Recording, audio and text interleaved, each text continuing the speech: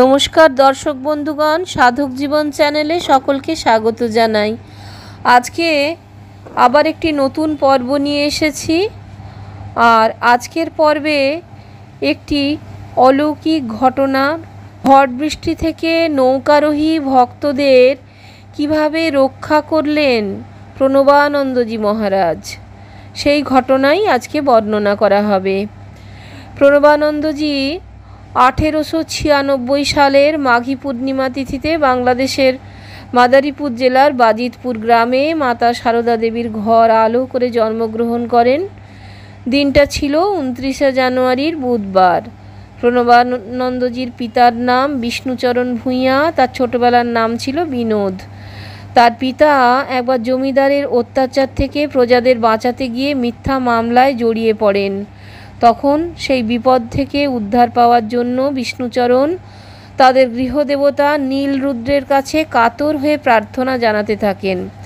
ভক্তের কাতর প্রার্থনায় দেবাদিদেব মহাদেব শিব তার প্রার্থনায় প্রসন্ন হয়ে তাকে দর্শন দিয়ে বলেন, নাই আমি তোমার পুত্ররূপে জন্মগ্রহণ করব। আমার জন্মের সঙ্গে সঙ্গেই তোমাদের সব বিপদের মেঘ কেটে যাবে। বিনোদ তখন মাত্র 17 বছর বয়সের এক তরতাজা যুবক। সেই বয়সে অর্থাৎ 1913 সালে গোরখপুরের মহাযোগী বাবা গম্ভীরনাথজির কাছে দীক্ষালাভ করেন। তার 3 বছর পর 1916 সালে মাত্র 20 বছর বয়সে তিনি সাধনায় সিদ্ধিলাভ করেন। এত কম বয়সে সিদ্ধিলাভ খুব কম সাধকের ভাগ্যেই জোটে। সিদ্ধিলাভের 8 বছর পরে 1924 সালে প্রয়াগে অনুষ্ঠিত অর্ধকুম্ভ মেলায় স্বামী গোবিন্দানন্দ গিরির কাছে আনুষ্ঠানিক সন্ন্যাস গ্রহণ করে জগতে স্বামী প্রণবানন্দ নামে পরিচিত হন। শ্রীমৎ স্বামী প্রণবানন্দজি নদীপথে সংঘের প্রচার কার্যের জন্য কান্ডারি নামে একটি বিরাট নৌকা তৈরি করেছিলেন। শতাধিক সন্ন্যাসী, ব্রহ্মচারী, সেবক ও কর্মী নিয়ে কান্ডারি নামের নৌকাটি নিয়ে তিনি বাংলাদেশের বিভিন্ন স্থানে পরিক্রমা করতেন।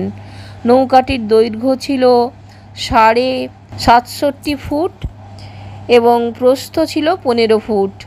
একবার সাতক্ষীরা জেলার অন্তর্গত আশাশুনি সেবাশ্রমের বার্ষিক উৎসবের শেষে কান্ডারিতে করে শ্রীমৎ স্বামী প্রণবানন্দজি বেশ কয়েকজন সন্ন্যাসী, ব্রহ্মচারী, সেবক ও কর্মী নিয়ে কলকাতার পথে রওনা হয়েছেন। নৌকা চলছে তখন বঙ্গোপসাগরের পাশ দিয়ে বিশাল নদীপথে। হঠাৎই সেই সময় শুরু হলো ভয়ঙ্কর ঝড়, তার সঙ্গে মুষলধারে বৃষ্টি। সেই ঝড় বৃষ্টির মধ্যে কান্ডারির মাঝিরা বড় বড় ঢেউ কাটিয়ে কিছুতেই নৌকা এগিয়ে নিয়ে যেতে পারছিল না।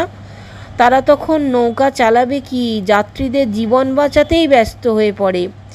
তাণ্ডবে কান্ডারি এমনই উঠানামা করছিল যে মাঝিরা দারুণ ভয় পেয়ে গেল। কিছুতেই তারা নৌকো নিয়ন্ত্রণ করতে পারছিল না। একসময় কিছুই করতে না পেরে তারা হাল ছেড়ে ভীষণ হতাশ হয়ে পড়ল। এদিকে নদীর কুল কিনারা কিছুই দেখা যাচ্ছে না, যেন মাঝ সমুদ্রে তারা উত্তাল সমুদ্রের সঙ্গে যুদ্ধ করে চলেছে। এমন অবস্থায় কি করা যায়, এই নিয়ে সকলেই খুব চিন্তিত হয়ে পড়লেন।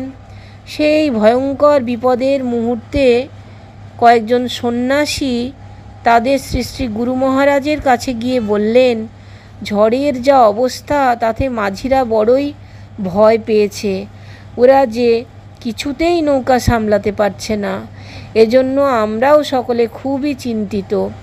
শিষ্য স্বামীজিদের মুখে সেই কথা শুনে শ্রীমৎ স্বামী প্রণবানন্দজি বললেন, কোনো ভয় নেই, তোমরা সকলে মিলে ওং হর হর শঙ্কর শিব শম্ভু এই নাম কীর্তন 10 মিনিট ধরে ক্রমান্বয়ে করে যাবে।